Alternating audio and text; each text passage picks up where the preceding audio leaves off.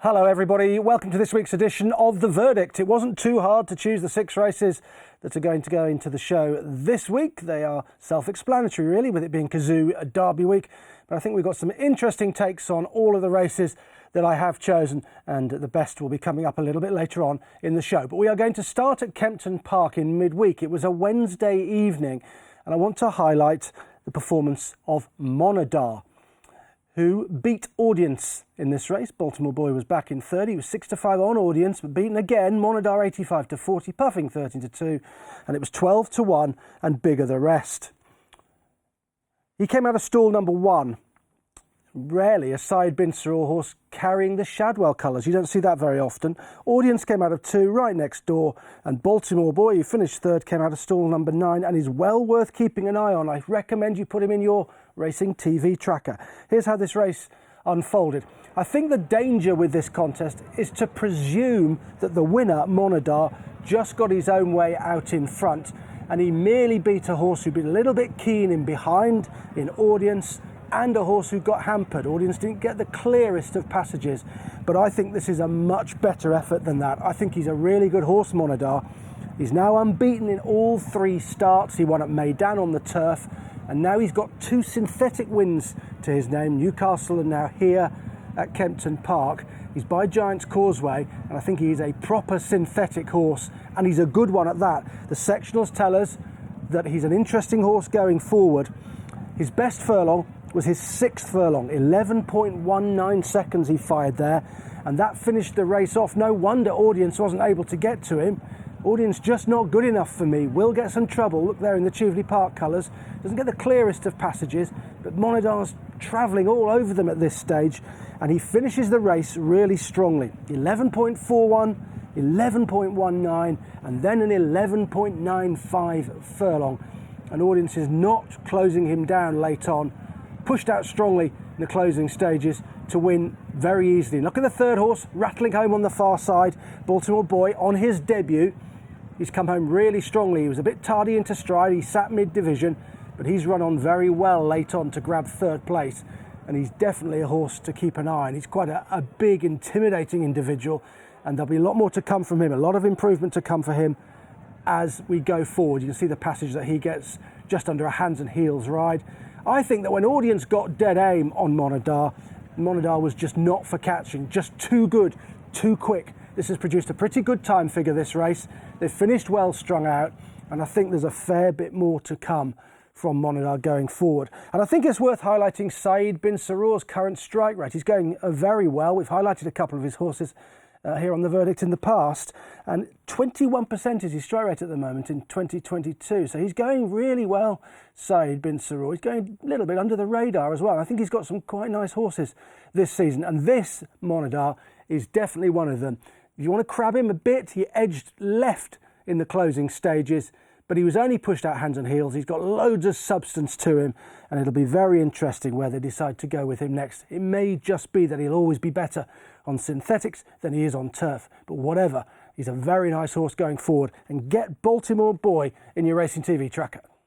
The first Group 1 of the Kazoo Derby weekend was the Dalbury Coronation Cup. It was over 1.5 miles.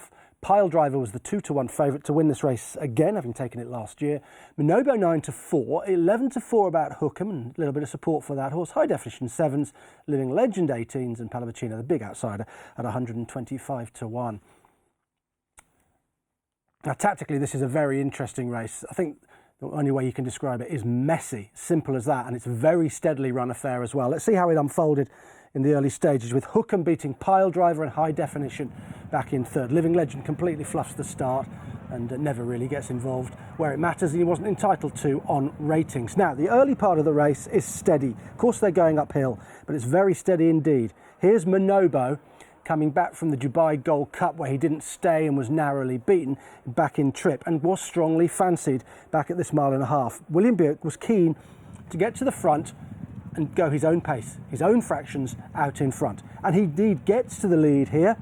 And you think, well, he's going to have a real solo, a real easy on the lead. They're not going hard. If you look at the course track sectionals, they went very steady in the early part of this race. And it did turn into a 3 furlong sprint. It was not a proper test at 1.5 miles. Although Frankie now won't let William Buick have his own way. And he decides, I've had enough of this. You're not going to get an easy lead. I'm going to come up and press the pace and get on with it myself. And Dettori goes past Manobo, and at this point Jim Crowley thinks, blimey, I'm too far back as well. I need to get forward and follow Dettori. He's going to get to the front, dictate matters, and I'm going to be too far back on Hookham. So he rushes Hookham up towards the outside, and Manobo, William Buick, will take a bit of a pull now and drop him back into 3rd place. And now the 2 principals in the race are up front. But what does Dettori do? Well, he doesn't press on and turn it into a stamina test. Nothing of the sort. He slows it down even more out in front.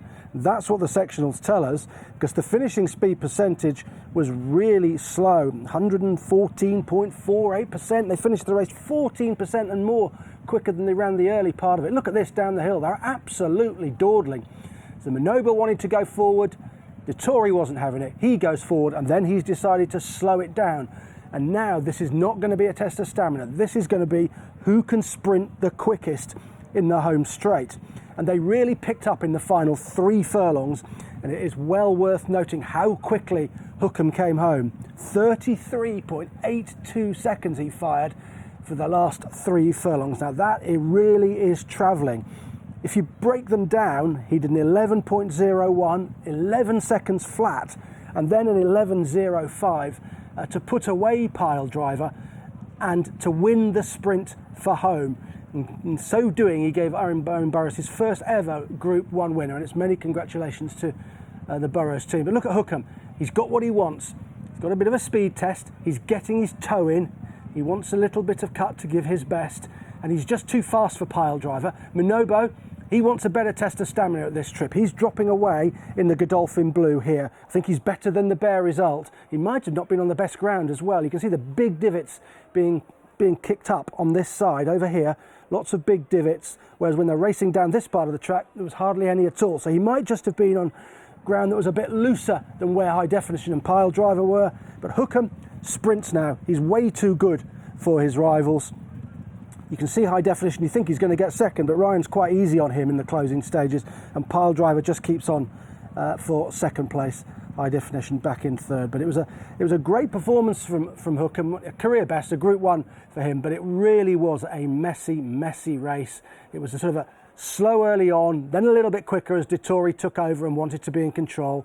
Then it was slow again, and then they sprinted. So it was not an end-to-end gallop, and it's possibly not formed to be completely trusted or completely relied upon.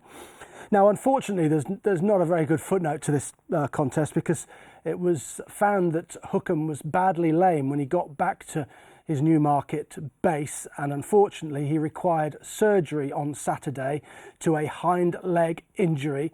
It's not thought to be career-ending for him, but they may make the decision that they're not going to race him again, and he'll go to the breeding sheds. Of course, he'll be a stallion. So we may have seen the last of him here, but we've seen the best of him. There's no doubt about that. And many congratulations to the Owen Burrows team. And of course, we hope that Hookham's going to recover from his surgery. And it'd be great to see him again on the racecourse, but they may not want to risk him given his value. What are the others in behind? Well, I think Pile Driver could have done with a better gallop. I think maybe Dettori would have been better off just getting on with it a little bit and keeping the revs up once he got out in front. High Definition, he's proving very consistent. He ran a great race in Ireland prior to this, over 10 furlongs. And Manobo, I'm not giving up on Manobo. He looked like a seriously good horse when he won in Dubai in a moderate contest. They decided not to run in the Shima Classic. They went to the Dubai Gold Cup instead, and he remains with a good deal of potential. But as far as the Coronation Cup is concerned, well, steadily run, a bit messy, but well done to Owen Burrows.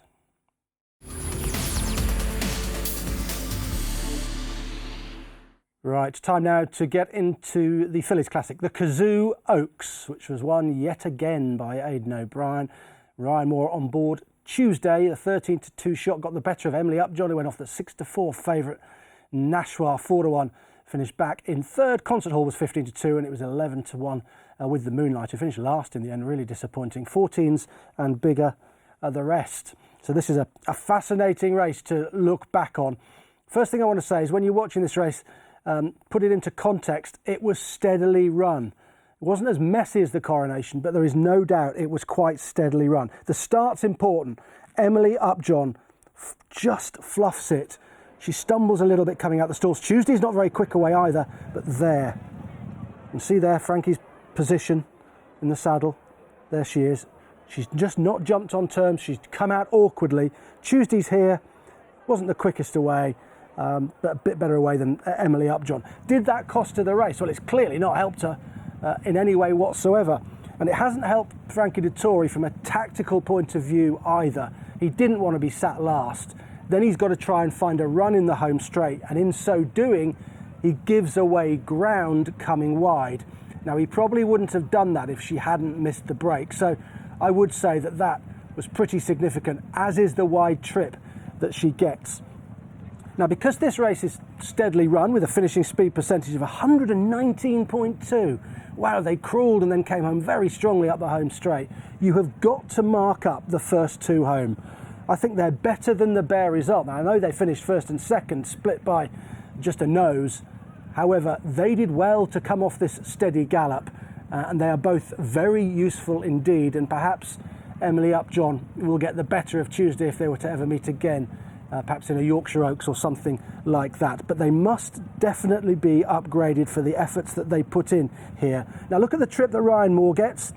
Gets an inside trip on Tuesday. Perfect trip this was from his low draw. And he stays inside and he saves ground throughout. Whereas Dettori, who's outside him, he's got to try and fashion a run and has to angle wide to get that run. And I think Emily Upjohn did remarkably well to get as close as she did. Nashua sat just ahead. Holly Doyle, what a story this would have been if she could have won. Here she is. She sat just in there. A little bit keen, did a bit too much in the early part of the race. Finished third though, second and third for the John and Thady Gosden team. And perhaps she'll come back in trip now. Now the sectionals tell us that they steadied again down the hill here. Maybe jockeys are a bit wary these days of horses slipping on bends, and we're getting some quite steadily run races on round courses after the slipping and the abandonments that we've had. Maybe that's something that's going on in the back of their minds. But then once they levelled out, they came home pretty strongly according to the sectionals. Furlong 10 was the quickest, 10.43 from Tuesday in the 10th furlong. That's when she really quickened up. Now this is a crucial point. Ryan Moore's going to stay inside. He knows they're going to angle off that rail. They've been doing that through the day, and there's going to be space down on the inside. But there, Ryan's still got his inside berth. He's not lost momentum. He's not given away ground. Here's Emily Upjohn. She's had to come round. She's had to come round them, and she's 3 wide on the bend. So missing the break, and that factor there has cost her victory, I would say. Now, Tuesday's about to pick up and do that fast furlong that I referred to. Quickens up in really good style. With the Moonlight's about to drop away, Tranquil Lady in the yellow cap is firmly under pressure. And here comes Frankie, but he's got very wide on her. They're split by half the width of the track here, but she picks up well. The sectionals say she did quicken nicely, Emily Upjohn, and she hadn't been quite as keen in this race as she was in the Musidora, so she had petrol left, and she quickened up well. But Tuesday just finds a little bit more. For all the world, you'd have thought Emily Upjohn was going to get up here under Frankie, but Tuesday rallies and on the bob just edges Emily Upjohn out, and they're a few lengths clear of the third, Nashua, who for me didn't quite see out the mile and a half trip, but ran a really good race nonetheless. So we must upgrade the first two, and perhaps they'll meet, as I said, in the Yorkshire Oaks, or they might go to Ireland and race in the Irish Oaks. But there you can see it, she just about got her nose in front, Emily Upjohn, but it was Tuesday who just edged her out. Another win for Galileo, and what an amazing record he's got in classics. You can't go far wrong just backing all the Galileos in every classic you've got. So what did we have overall? Well, we had a steadily run race overall where they sprinted the final 3 furlongs. They came home quickly, but it was a race about the trips that the first 2 got.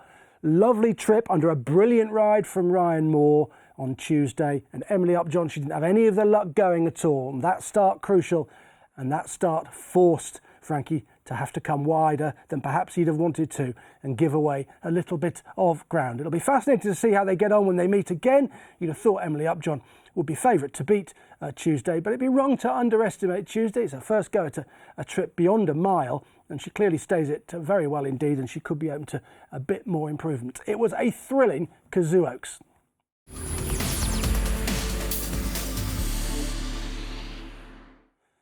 Time now here on The Verdict to watch a group horse in a handicap at Epsom last week. The horse, Royal Champion, who won a competitive handicap as he liked. This was a very good performance indeed in this contest, and Mokhtasar was the 5-2 favourite. Soto Sizzler loves Epsom 9-2, Cap Français 11-2, Love Is Golden 7s, Caradoc 11s. There he is, Royal Champion 14-1. He could be a champion in the making, this fella. I wouldn't be surprised if he went on to Group Race Glory. He was clearly highly thought of. He ran in the Dante last season, and then things had gone awry with him, really. They've decided to go handicapping, and they gelded him before this run. And this is some performance from him. He jumped out of stall number 1. Keep an eye on him throughout. Andre Etseni on board. Soto Sizzler came from 3. Good ride from Ryan Moore in defeat. Good Birthday came from 13. Travelled very strongly through the race, but couldn't resist the surge of the winner, who is visually really, really impressive. Now, you know what I'm going to say? Steadily run race. Yeah, another race on a round course that's steadily run. Finishing speed percentage 110.96, and that was achieved by the winner, Royal Champion. Now, if you look at their track positions here, you'll see that Royal Champion is 3 or 4 lengths, maybe a little bit more ahead of Soto Sizzler at this part of the race. There he is in the yellow colours. Soto's dropped out by Ryan Moore right out the back, and Good Birthday sat in there. The way the race panned out, Soto Sizzler could be marked up just a little bit, I think, because it was a steadily run affair, and he's come home strongly. Indeed, he came home the last 3 furlongs just a tick quicker than the winner. 33.8 for Soto Sizzler, 33.81 for the winner. So he's just at a slight positional disadvantage, Soto Sizzler.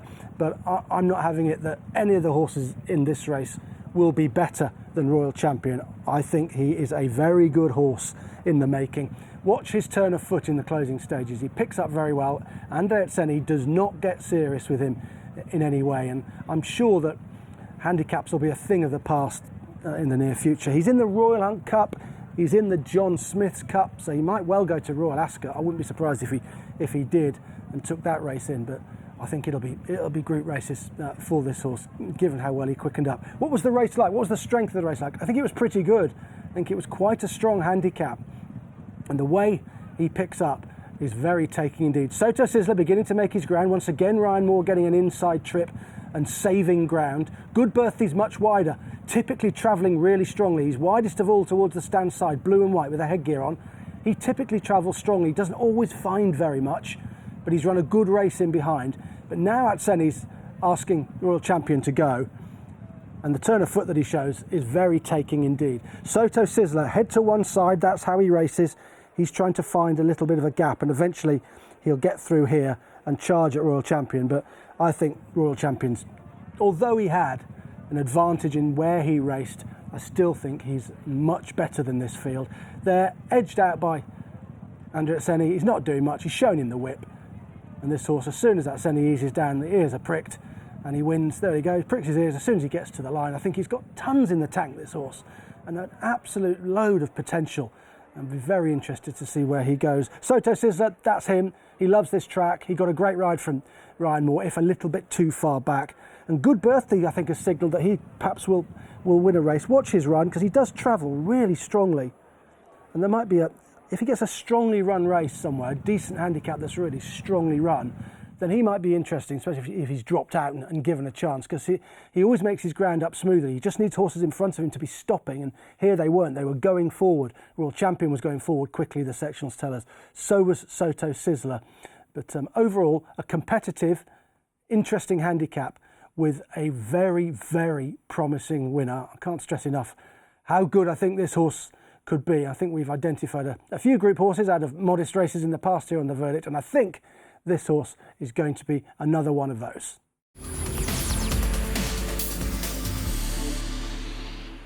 Well, if Royal Champion goes to the Royal Hunt Cup at Ascot, well, he might bump into Totally Charming, who's the horse we're going to have a look at now, who won a decent competitive handicap at Epsom. He was a 4-1 joint favourite with Carolus Magnus. XL Powered won his last couple 8-1. Fireworks 8-1. Revich 9s. Oh, This Is Us 10s. Fantastic Fox 11s and 12s. And Bigger the rest. Right, let's see what happened here. Yet again, a winner coming from a low draw. Stall 1 on the round course at Epsom. Totally Charming jumped from 1. Revich was second. He came out of stall number 6. Fantastic Fox from 8 was in 3rd place. And back in 4th was La Trinidad, who finished off quite strongly, came from stall number 7. Right, this is how this race panned out. This was a more strongly run race than the last race that we looked at, which was quite steady. They went a little bit harder in this. The winner is pretty good, I think. Showed a sharp turn of foot to settle matters here, and he's quite unexposed on turf, and that's really why I wanted to highlight it. He's been running on synthetics and pretty good on them as well. This is only his 3rd start on the turf, but he handled it absolutely fine as he did the undulations and the twisting and turning of Epsom. Here he is, just here, a little bit keen in the early part of the race, but travelling smoothly enough. That's the runner-up just to his outside. That's Revich in there. So the 1st and 2nd coming from mid-div.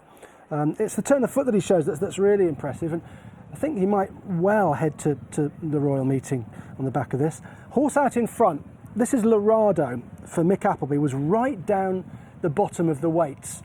And he went a pretty good gallop out in front. It's certainly a more honest gallop than we saw in the previous contest. And he ran very well. He lasted a long, long way, this fella. And I think you can put him in your racing TV tracker, Lorado. I think Mick Appleby's going to find a race for him, particularly if he carries more weight and dropped in class. He might be a horse who will go and dominate inferiors in a handicap in the future. So keep an eye on Lorado going forward. Now the winner's beginning to make some headway, again towards the inside, and will quicken up very well indeed. The numbers tell us a sharp turn of foot was shown by the winner in the 7th furlong, 11.02 seconds. Really quickened up very well in this strongly run race. Lorado's kicking on now. Lorado's got rid of XL Power, the horse covered in sweat to his right. And now William Buick's just had to nudge his way out to get a run on Totally Charming. But once he does, this horse quickens up in fine style. There you go.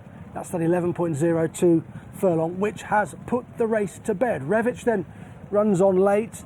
La Trinidad got a bit of trouble in the red and white, and then when got some running room, stayed on quite strongly. Maybe William Buick got there a bit soon, perhaps. They were just closing him down late on, but he's got a really good turn of foot, this horse, and if you can just get him tucked in and travel for as long as possible and then produce him, I think there's going to be more to come from him. Have a look at this angle. He gets a lovely trip through William Buick. He's just down the inside here, and he's going to get a lovely run through. There weren't many hard luck stories, I didn't think, in behind. La Trinidad would have finished a little bit closer with a slightly better run.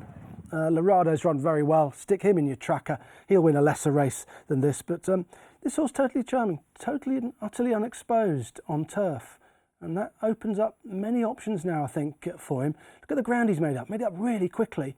Buick had to just nudge his way to get a gap, but once he's out, whoosh, that 11.02 second furlong, that's just put them away, and they cannot live with him then. And thereafter, they just close him down late on, perhaps another 100 yards. If he'd gone 100 yards later, he'd have been going away at the finish rather than stopping a little bit. But it was a very taking performance. Not so sure he's quite as good as the horse we looked at a moment or two ago, but he's certainly very good indeed.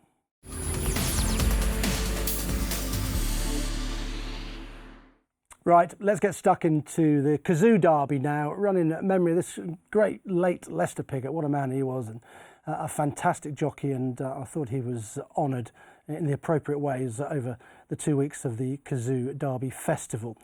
The betting had Desert Crown, 5-2 favourite. 7-2 was Stone Age, Nation's Pride 15-2. 9-1 Changing of the Guard, Pisbadil 9-1.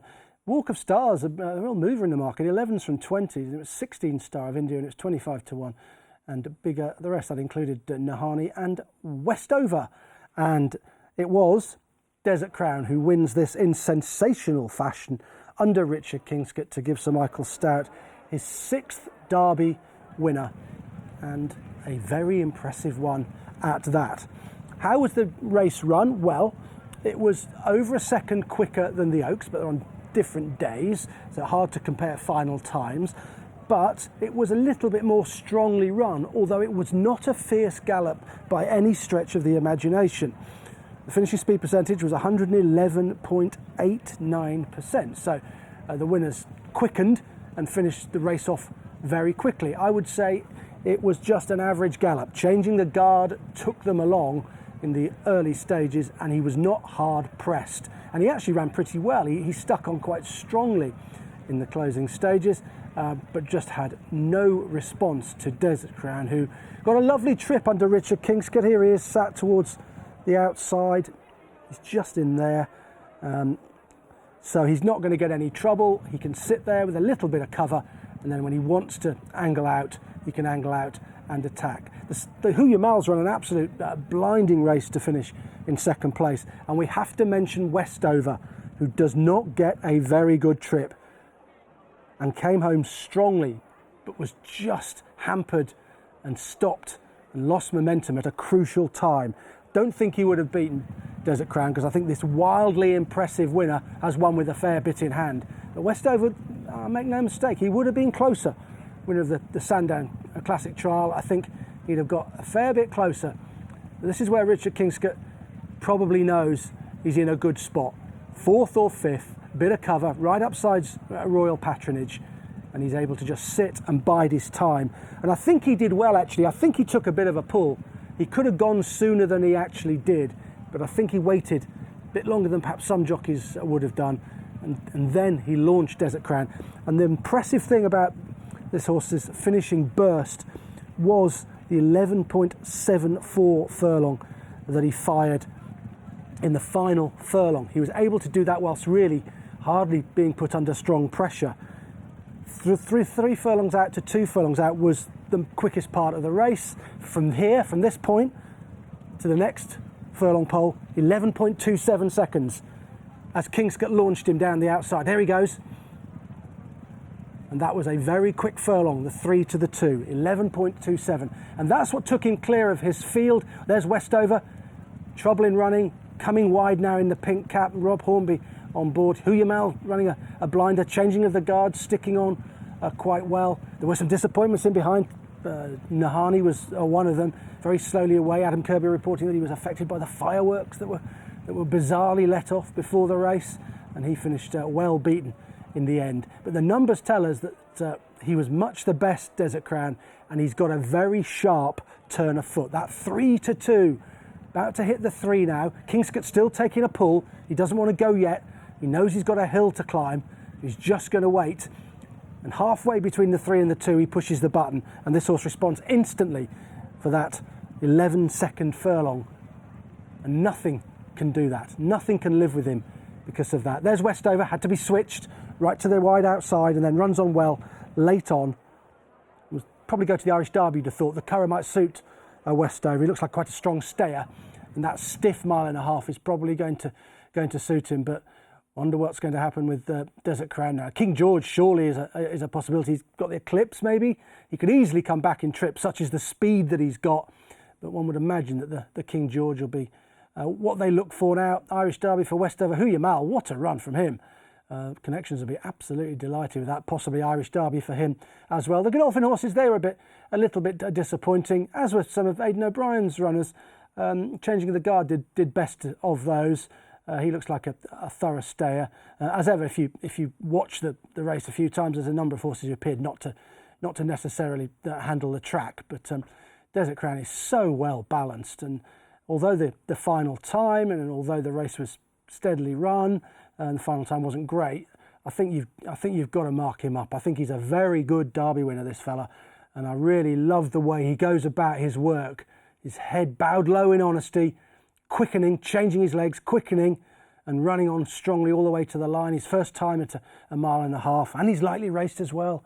There could be even more to come from him, but that turn of foot that he has got will be very, very useful for him going forward, and he's going to be really hard to beat by another 3-year-old or indeed a 4-year-old. 6 for that man, the great Sir Michael Stout. I think everybody was absolutely delighted for him. I certainly was. And 6 Derby winners. That is some going, and Desert Crown, a real superstar for Sir Michael Stout. And we must say well done to Richard Kingscote as well. It had been easy to have bottled it, easy to have blown it and done something rash or done something wrong in the race, but he got it absolutely spot on. I hope you enjoyed the verdict this week. Plenty more to come next week, and I'll see you then.